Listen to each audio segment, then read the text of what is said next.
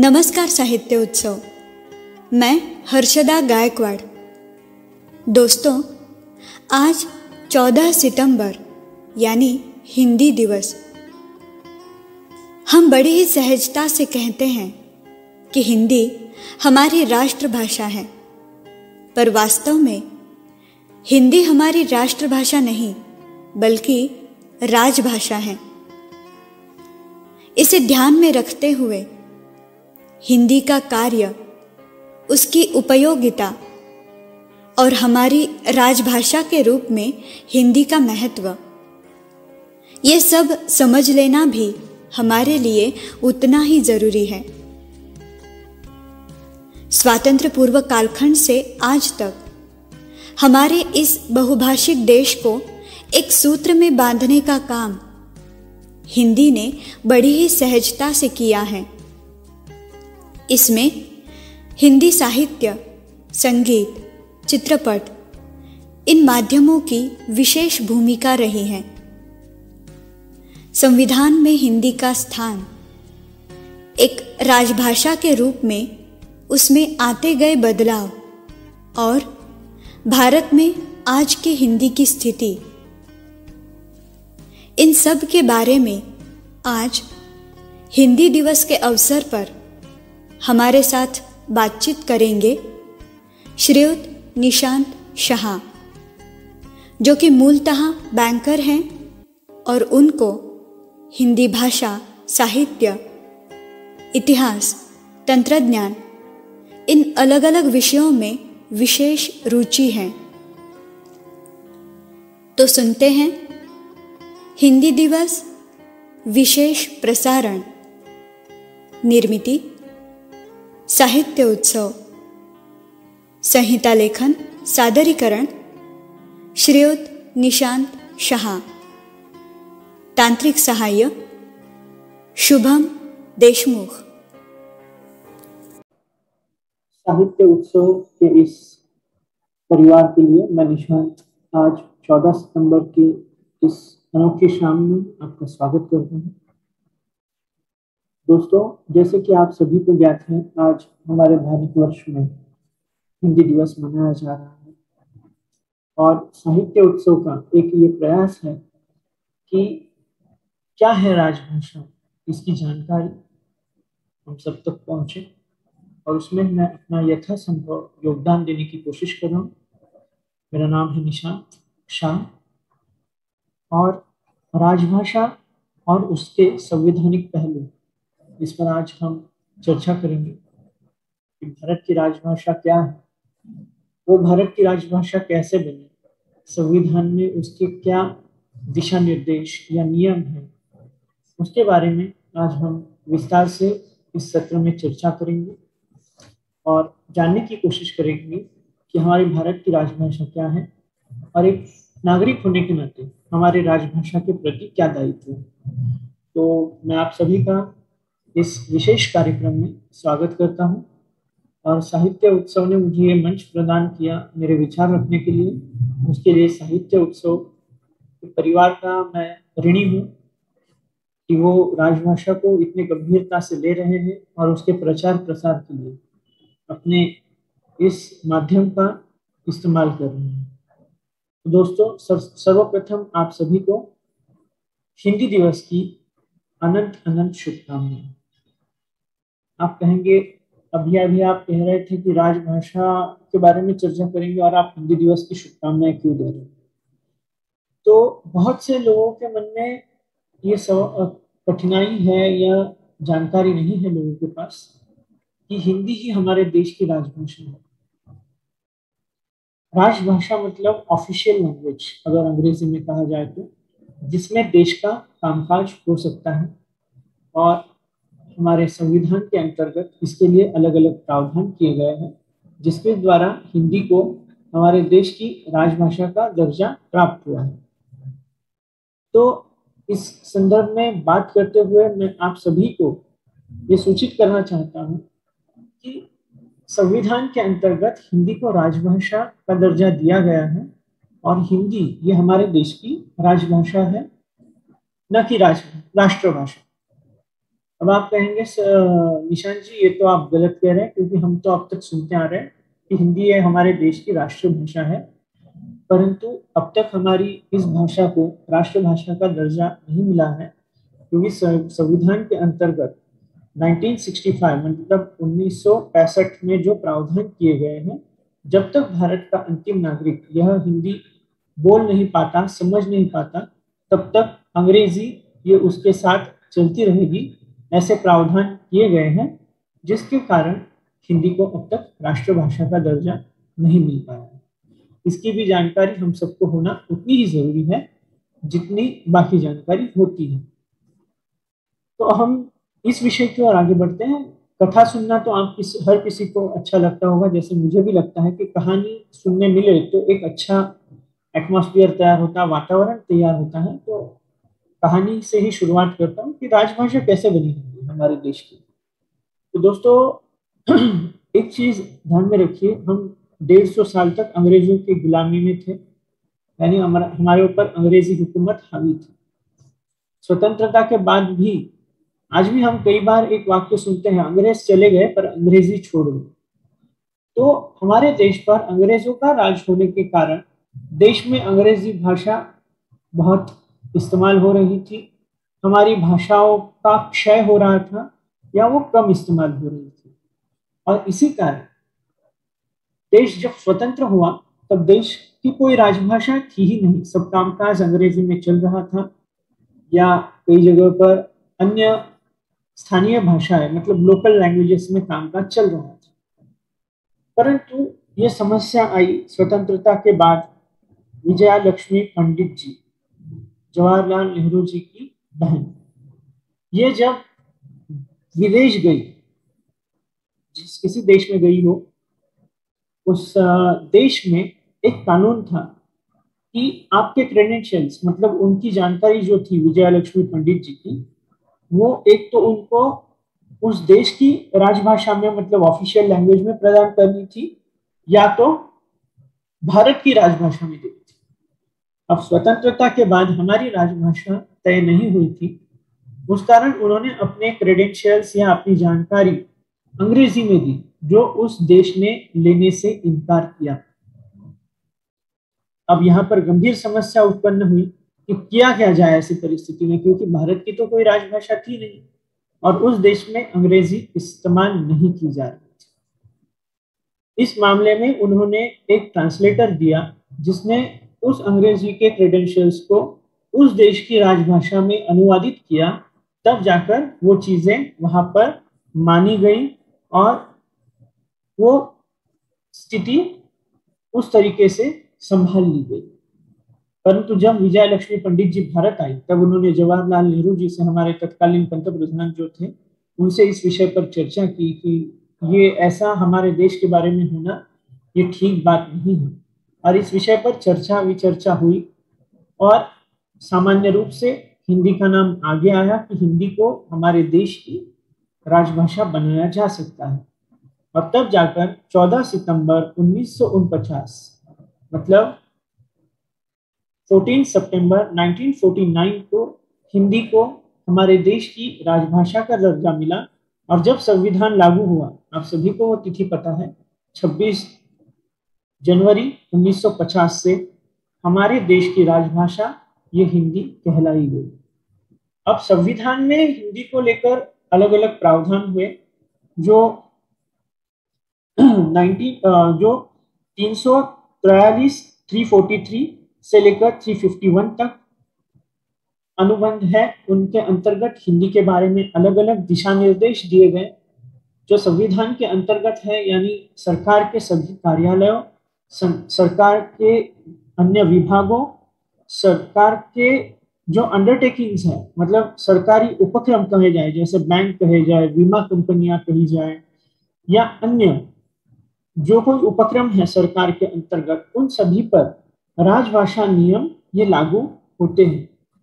तो संविधान के अंतर्गत राजभाषा को लेकर क्या प्रावधान किए गए,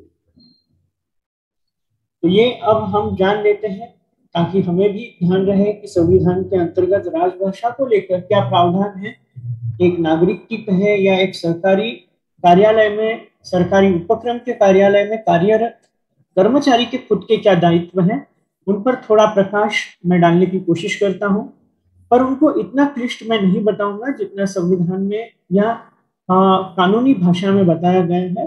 उसको सहज भाषा में इसलिए बताऊंगा ताकि हम सब के वो समझ में आए और हम सब उसका ध्यान से उसे समझ पाए और उसको अपने जीवन में उतार पाए। यदि हम सरकारी कार्यालय में किसी काम कर रहे हैं तो हम उसे अपने दैनंदिन व्यवहार में इस्तेमाल कर पाए। तो जो राजभाषा कार्यान्वयन के संदर्भ में संविधान के अंतर्गत जो नियम दिए गए हैं वो निम्नानुसार देखे जा सकते हैं।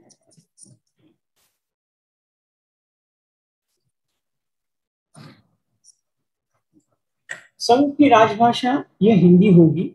1943 ही बार बार मेरे मुख में आ रहा है, परंतु 343 से लेकर 351 तक जो नियम दिए गए हैं वो मैं आपको संक्षेप में बता रहा हूँ। संवैधानिक भाषा में उसको नहीं बता रहा हूँ, मैंने उसको सिंपल किया है हम सबको समझ में आए इसलिए। तो पहला जो उसमें नियम दिया गया है, संघ की राजभाषा ये हिंदी होगी। राजभाषा हिंदी की लिपि ये देवनागरी होगी। अभी देवनागरी लिपि में दो भाषाएं जो मैं जानता हूं जो लिखी जाती है, हिंदी और मराठी। जो लिपि होती है वो देवनागरी लिपि है और देवनागरी लिपि में हमारी हिंदी और मराठी इन दोनों भाषाओं को लिखा जाता है और उसे पढ़ा जाता है, मतलब स्क्रिप्ट कह लीजिए आप, लिपि यानी स्क्रिप्ट। राजभाषा हिंदी में भारतीय अंकों के अंतरराष्ट्रीय स्वरूप का प्रयोग होगा। अब ये थोड़ा सुनने में भी अटपटा लग रहा है, पर मैं इसको आपके लिए विश्लेषण करता हूँ इस चीज का कि अंकों का अंतरराष्ट्रीय स्वरूप यानी क्या है। 1, 2, 3, 4 ये हम जब हिंदी मराठी में लिखते हैं या देवनागरी में लिखते हैं तो उसका लिखने का ढंग अलग होता है। तो अगर ये हम हमारे वित्तीय कामों में इन अंकों का प्रयोग करें तो एक द्विधा मनस्थिति निर्माण हो सकती है, क्योंकि अंक पता नहीं चलेंगे। तो इसमें क्या कहते हैं, यूनिफॉर्मिटी आप लोगों को समझाने के लिए, यानी एक जैसा दिखने के लिए अगर हम कहें तो यहाँ पर अंकों के अंग्रेजी रूप को जो अंक हम अंग्रेजी में लिखते हैं वो हमारे अंकों का अंतरराष्ट्रीय स्वरूप है, यानी इंटरनेशनल जो स्टैंडर्ड है अंकों का उसका प्रयोग हम कर सकते हैं। यानी यदि आप 1, 2, 3, 4, 5, 6, 7, 8, 9 जो हम लिखते हैं अंग्रेजी में उसका प्रयोग करते हैं तो वो हमारे अंकों के अंतरराष्ट्रीय स्वरूप का प्रयोग होगा, तो उसमें हमें कोई दिक्कत नहीं है। ये संविधान के अंतर्गत प्रावधान किया गया है। ठीक है, आगे बढ़ते हैं। राजभाषा में शब्द भंडार के लिए मुख्यतः 351 के अधिनियम के अंतर्गत जो 8वीं अनुसूची है उसके अंतर्गत 22 भाषाएं हैं। अब 22 भाषाएं तो मुझे मुखोद्गत नहीं है, यानी मुझे बाय हार्ट नहीं है, पर उसमें से जो कुछ भाषाएं मुझे पता है, जैसे मैं कहूंगा कि असमी है, तमिल है, तेलुगु है, उर्दू है, अंग्रेजी है, इसके अलावा उड़िया है। ऐसी 22 भाषाएं वहां पर दी गई हैं जिनमें से शब्द भंडार लिया जा सकता है, क्योंकि हिंदी का शब्द भंडार ये संस्कृत से आया है। हाँ, संस्कृत, मैं मुख्य भाषा भूल गया। संस्कृत और अन्य भाषाओं से शब्द लिए जा सकते हैं। वो 22 भाषाएं वहां पर दी हुई हैं जिनमें से शब्दों का चयन ये किया जा सकता है। तो भाषा का शब्द भंडार ये अन्य भाषाओं से भी बनाया जा सकता है, क्योंकि कोई भी भाषा अपने आप में परिपूर्ण नहीं होती। परिपूर्ण भाषा तभी कहलाएगी जब वो किसी अन्य भाषा से शब्द लेने के लिए तैयार होगी या अन्य भाषा से शब्द ले पाएगी, तभी वो भाषा पूरी तरीके से पूर्णत्व प्राप्त कर पाएगी। इसीलिए यहाँ पर लचीलापन यानी फ्लेक्सिबिलिटी रखी गई है कि हिंदी में अन्य भाषाओं से शब्द लिए जा सकते हैं और उन भाषाओं के शब्दों का प्रयोग भी किया जा सकता है। इसके आगे हम बढ़ते हैं।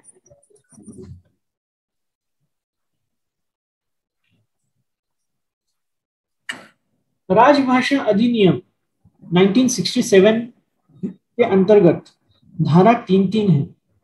मतलब ये धारा 3(3) के पहले भी कुछ धाराएं हैं, परंतु उसके गहन अध्ययन में हम नहीं जाएंगे। जैसे मैंने कहा कि मैं इस सत्र को क्लिष्ट नहीं बनाऊंगा, जो हमारे लिए ज्यादा आवश्यक है उन्हीं बातों पर हम चर्चा करेंगे। तो संविधान के अंतर्गत जो 1967 यानी 1967 में जो अधिनियम पारित हुआ, उसके अंतर्गत कुछ दस्तावेज ऐसे रखे गए जो द्विभाषिक होना यानी बाइलिंगुअल। अब द्विभाषिक मतलब कौन सी भाषा उसमें प्रयोग होगी, तो हिंदी और अंग्रेजी ये दोनों भाषाओं में ये डॉक्यूमेंट जारी करने होंगे। ये संविधान यानी हमारे कॉन्स्टिट्यूशन में अमेंडमेंट किया गया है या उसमें लिखा गया है।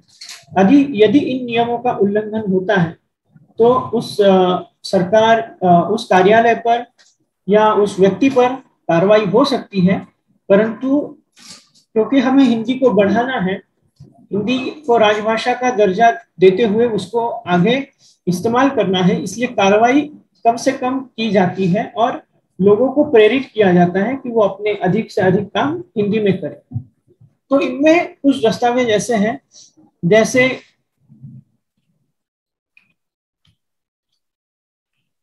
अधिनियम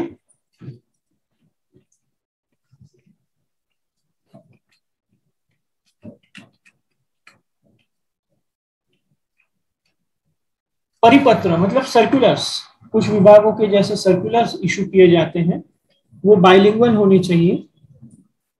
अब ये बाइलिंगुअल क्यों होने चाहिए, तो इस पर हम चर्चा बाद में करेंगे। कार्यालय आदेश, कोई ऑफिस ऑर्डर निकाला जाता है तो वो बाइलिंगुअल होना चाहिए।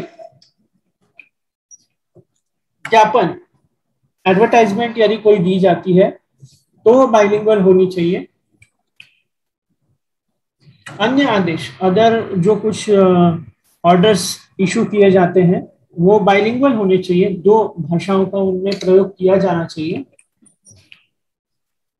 प्रेस विज्ञप्ति, प्रेस नोट जो होती है वो भी बाइलिंगुअल होनी चाहिए, दो भाषाओं का उसमें प्रयोग किया जाना चाहिए। विज्ञापन, संविदा करार, टेंडर, नोटिस, लाइसेंस, ऐसी विभिन्न ऐसे दस्तावेज है। तुलन पत्र, अब तुलन पत्र मतलब क्या, तो बैलेंस शीट, जो विभिन्न सरकारी कार्यालयों के या उनके जैसे बैंकों की बैलेंस शीट कहिए या किसी कंपनी की बैलेंस शीट, परंतु कंपनियों की बैलेंस शीट, कंपनियां या प्राइवेट होती है तो उनको बाइलिंगुअल निकालने की जरूरत नहीं है, पर बैंकों को, बीमा कंपनियों को और सरकारी उपक्रमों में जो कोई विभाग आते हैं उनको अपना तुलन पत्र यानी बैलेंस शीट ये द्विभाषी स्वरूप में, बाइलिंगुअल स्वरूप में जारी करना अनिवार्य है। करार, किसी के साथ अगर कोई एग्रीमेंट होता है तो वो भी बाइलिंगुअल होना चाहिए। ऐसे 14 दस्तावेज हैं जो बाइलिंगुअल होने चाहिए। इन बातों की और बहुत ध्यान देने की जरूरत है। आगे हम देखेंगे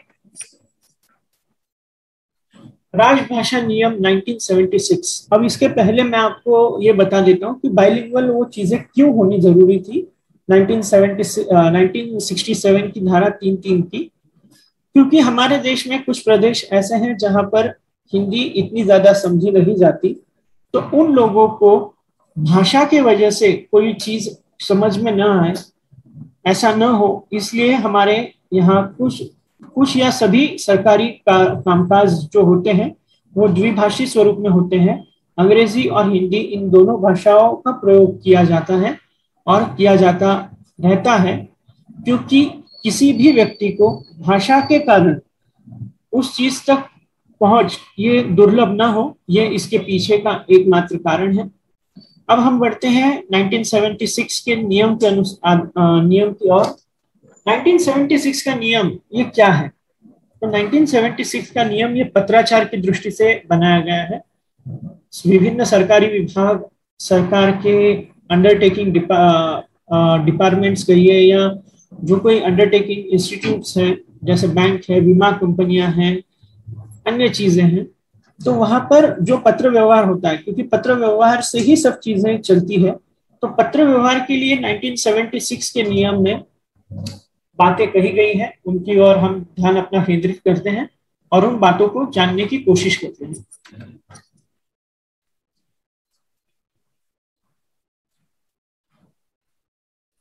पत्राचार के दृष्टि से देश को 3 क्षेत्रों में विभाजित किया गया है, क, ख और ग, और उनके पत्राचार के अलग अलग लक्ष्य दिए गए, जिनकी जानकारी हम देखेंगे।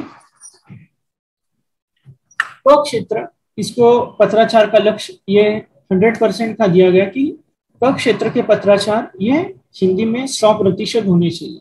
अब क क्षेत्र से तात्पर्य क्या है?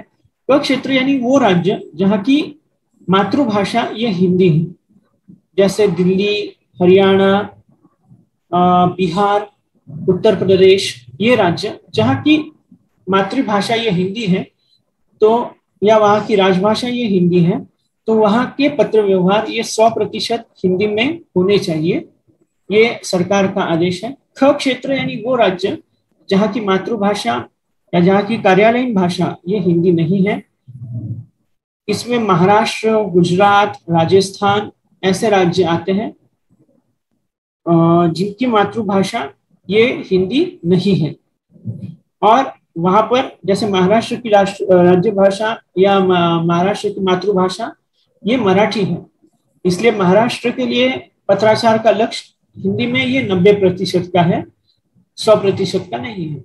और ग क्षेत्र मतलब दक्षिण क्षेत्र के बहुत सारे राज्य इसमें आते हैं, जैसे कर्नाटक, केरल, तमिलनाडु, ये सारे राज्य जहां पर हिंदी को कम समझा जाता है, यानी लोग वहां पर समझते नहीं है हिंदी भाषा को, इसलिए उसको ग क्षेत्र में रखा गया है, और वहां पर पत्राचार का लक्ष्य ये 55% का है कि 55% कम से कम पत्राचार इन राज्यों में सरकारी कार्यालयों द्वारा हिंदी में किया जाए। परंतु यदि हम किसी बैंक के ग्राहक हैं या किसी सरकारी कार्यालय को आप कोई चिट्ठी लिखना चाहते हैं, किसी सरकारी विभाग को यदि आप कोई चिट्ठी लिखते हैं और वो हिंदी में लिखते हैं, तो नियम 12 में ये प्रावधान किया तो नियम 5 में ये प्रावधान किया गया है कि उस हिंदी में लिखे हुए पत्र का उत्तर ये हिंदी में ही देना अनिवार्य है। यदि उस पत्र का उत्तर ये अन्य भाषा में यानी अंग्रेजी में दिया जाता है तो उस नियम का वो उल्लंघन होगा, इसलिए हिंदी में प्राप्त पत्र का उत्तर ये हिंदी में देना उस कार्यालय के लिए अनिवार्य है। दोस्तों, नियमों के संख्या को बताते वक्त यानी नियम 5 कहिए या धारा 3(3) कहिए, बोलते वक्त थोड़ी सी मुझसे गलतियां हो रही हैं, उसको आप क्षमा करें, क्योंकि आंकड़े ध्यान में रखना ये मेरा मकसद नहीं है, आप तक सही जानकारी पहुंचाना ये मकसद है। तो नियम 5 बोलते वक्त थोड़ी सी कठिनाई आई, उसके लिए क्षमा प्रार्थी हूँ। आगे बढ़ते हैं। तो नियम 5 के अनुसार हिंदी में प्राप्त पत्र का उत्तर ये हिंदी में दिया जाना अनिवार्य है।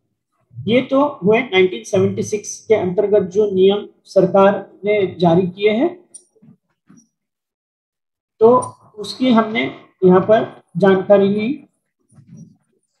यदि कोई आवेदन भी आप करते हैं, कोई एप्लीकेशन करते हैं या कोई पत्र लिखते हैं और उस पर सिग्नेचर आपका हिंदी में है, तो भी उसका उत्तर ये हिंदी में ही आना चाहिए।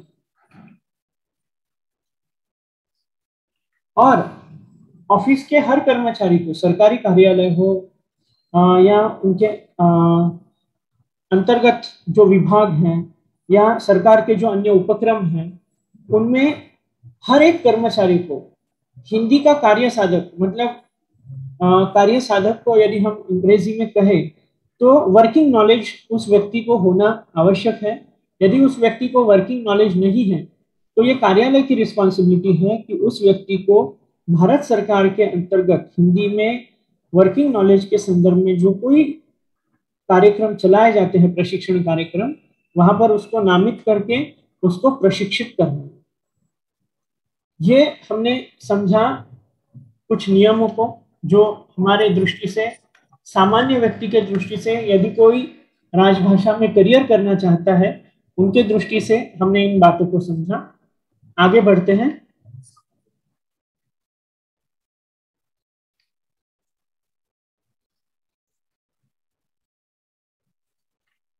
कुछ बातें ऐसी हैं जो अनिवार्य रूप से सुनिश्चित की जाए। और देखिए, हिंदी का इम्प्लीमेंटेशन या हिंदी का कार्य सब जगह हो रहा है या नहीं, इसकी जिम्मेदारी उस कार्यालय के प्रमुख को नियम 12 के अंतर्गत, नियम 12 के अंतर्गत दी गई है कि उस कार्यालय प्रमुख की ये रिस्पॉन्सिबिलिटी या दायित्व होगा कि उसके कार्यालय के अंतर्गत काम करने वाले कर्मचारी हिंदी भाषा का प्रयोग कर रहे हैं या नहीं। तो अब कौन सी बातें महत्वपूर्ण हैं सरकारी कार्यालयों में, वो हम देखेंगे। जो रबर स्टैम्प्स सरकारी कार्यालयों में प्रयोग किए जाते हैं वो द्विभाषी होने चाहिए, यानी अंग्रेजी हिंदी इन दोनों भाषाओं का उसमें प्रयोग किया जाना चाहिए अनिवार्य रूप से। ये बेसिक चीजें हैं, अगर ये इनमें गड़बड़ी प्राप्त होती है तो जब पार्लियामेंट्री कमेटी यानी संसदीय समिति आती है राजभाषा से संबंधित, तो कार्यालयों के लिए दिक्कतें निर्माण होती है। ये कार्यालयीन भाग है, परंतु ये केवल जानकारी के लिए यहाँ पर बता रहा हूँ। लेखन सामग्री की सभी मदें द्विभाषिक रूप में उपलब्ध होनी चाहिए। अब लेखन सामग्री मतलब कॉन्फ्रेंस पैड इस्तेमाल होते हैं या अन्य कुछ चीजें हम इस्तेमाल करते हैं, तो वो द्विभाषिक रूप में होनी चाहिए, किसी एक भाषा में वो नहीं होना चाहिए।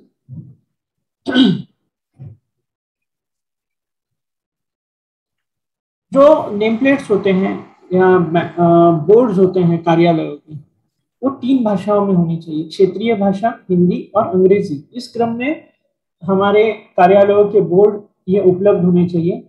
यदि किसी कार्यालय में कर्मचारी के नेम प्लेट्स प्रयोग होते हैं तो वो भी द्विभाषी होने चाहिए, वो किसी एक भाषा में होने से काम नहीं चलेगा। क्षेत्रीय भाषाओं के प्रयोग की ओर भी हमारे राजभाषा के अधिनियमों में बहुत ध्यान दिया गया है।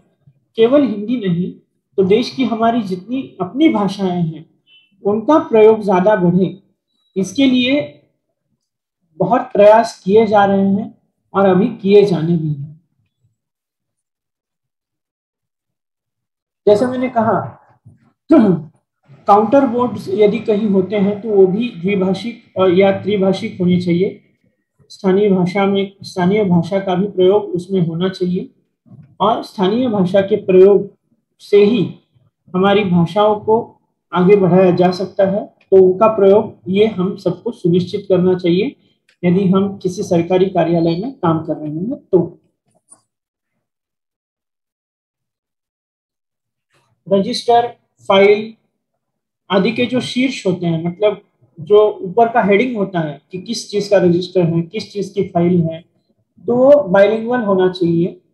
और उसके अंदर जो एंट्री होती है वो हिंदी में अधिकतम हो, इसकी ओर कार्यालयीन कर्मचारियों ने ध्यान देना चाहिए।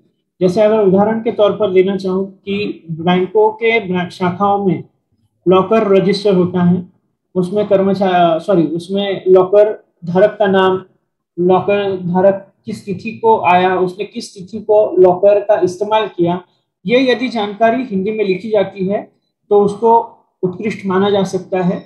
अंग्रेजी के स्थान पर यहाँ पर हिंदी का प्रयोग ये किया जाना चाहिए।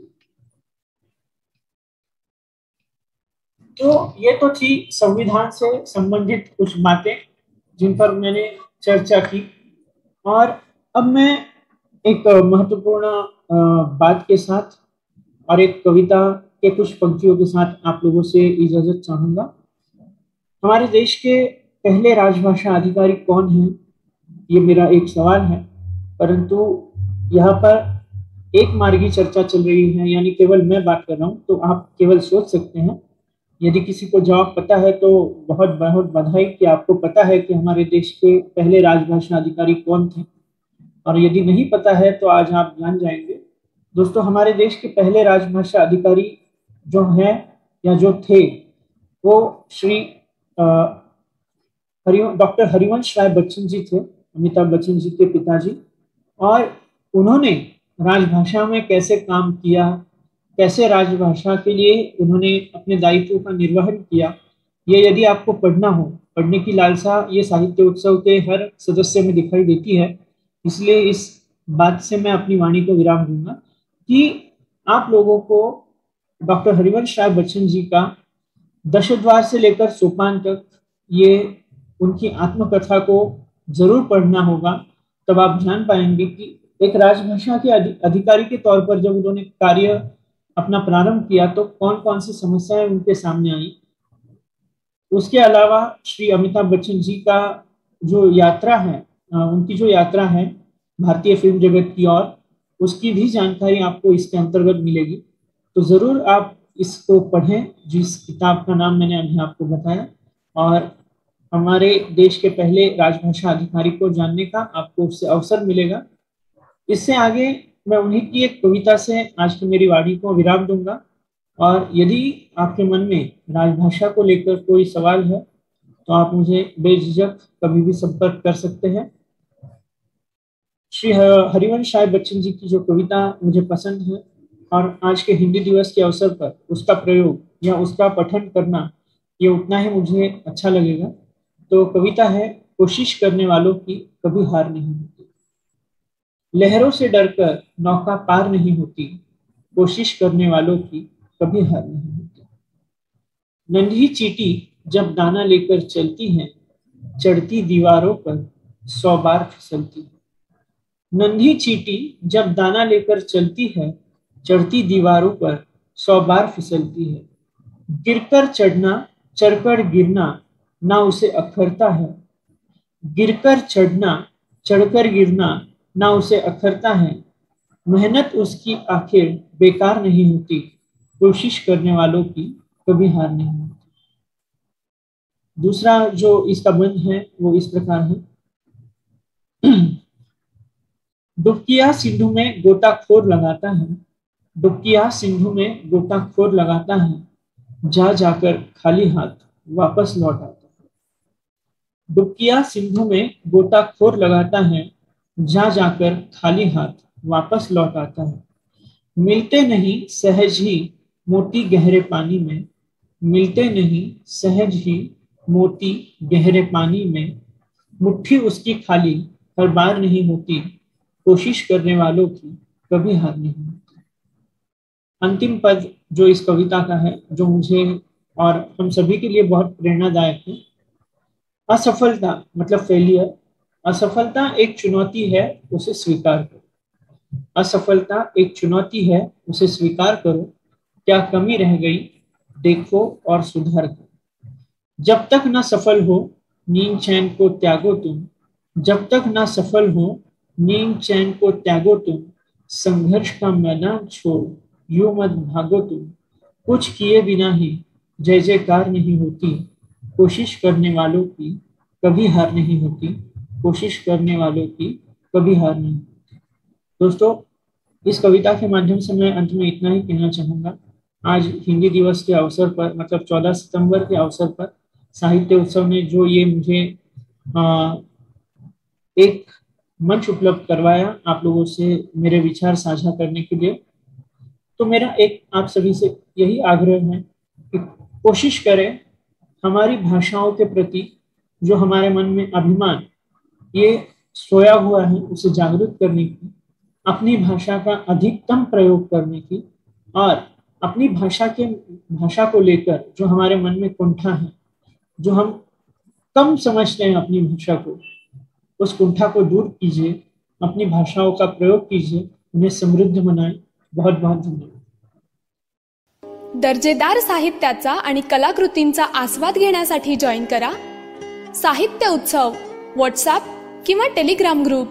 जॉईन करण्यासाठी संपर्क करा 98 81 60 20 25 या क्रमांकावर।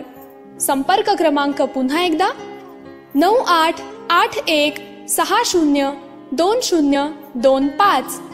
साहित्य उत्सव हे यूट्यूब चॅनल आजच सबस्क्राइब करा। साहित्य उत्सवच्या फेसबुक पेजला जरूर भेट द्या, कारण ज्ञान आणि मनोरंजन यांचं अतूट नातं म्हणजे साहित्य उत्सव।